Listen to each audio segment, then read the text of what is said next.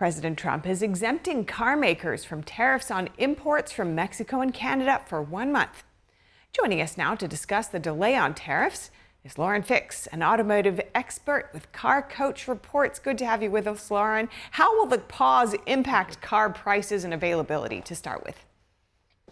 Well, availability shouldn't be a problem. There's already cars that are in assembly that are sitting in lots, ready to be sold. So if you're thinking about buying a pickup truck, you don't have to run today. I always recommend purchasing at the end of the month.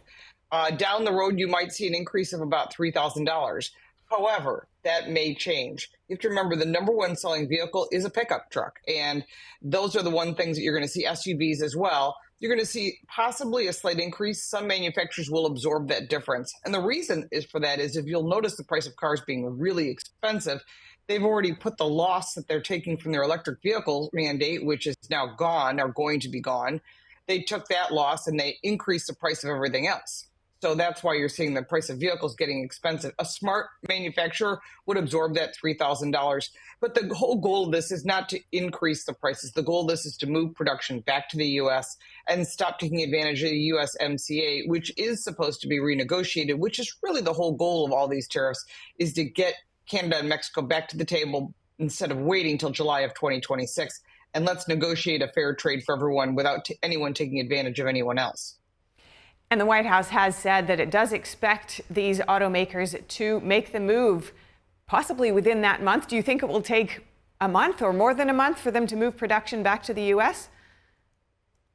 Well, people have to understand when they build a car, they'll build a component in the U.S. or a subcomponent in Canada or Mexico and then bring it across to do final assembly here in the U.S. or vice versa. And when that happens, that's where you're seeing the component prices might get expensive, and it won't be 25% on top of the cost of a car, because that would be absurd. And so I think they can move it back. They have done that in the past. You already saw that Stellantis said they're not going to build in Mexico. They're going to build their vehicles in their Belvidere plant, which is basically empty right after the UAW negotiations that we discussed here on your channel.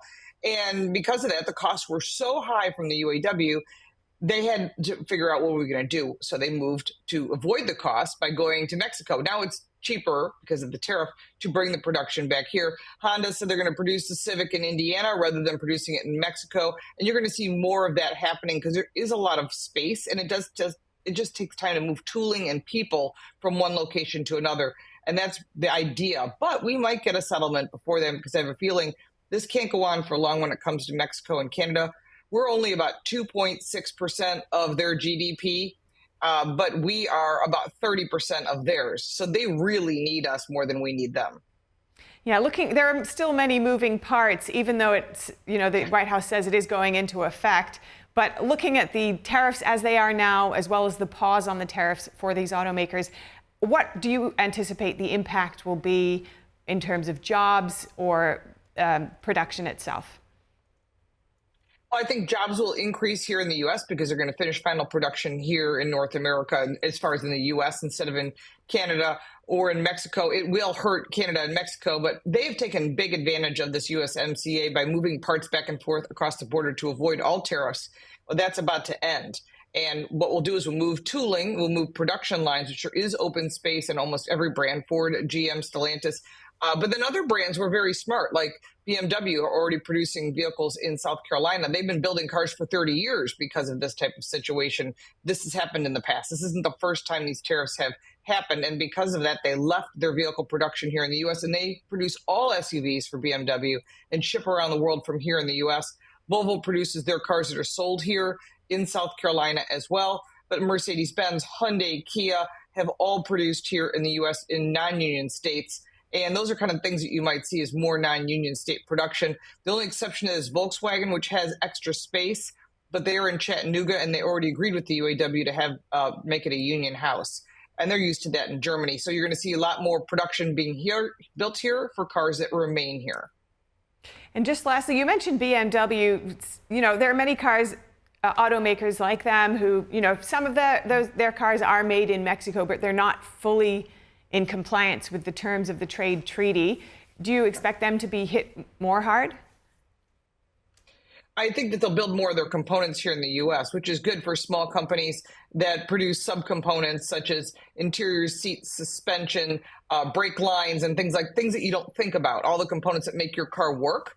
All those components can be built here in the U.S. They were shipped overseas because during the Obama administration, it was cheaper to do that, and it continued that way, especially under Biden. But now with Trump back in office, first thing he's going to do is bring production of those subcomponents back to the U.S., which means more jobs. It'll help our economy.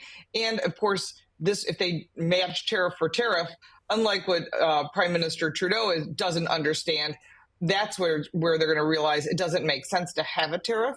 So if they raise theirs by 25, we raise ours by 25. At some point, it doesn't make sense. It's 100, so just make it 0.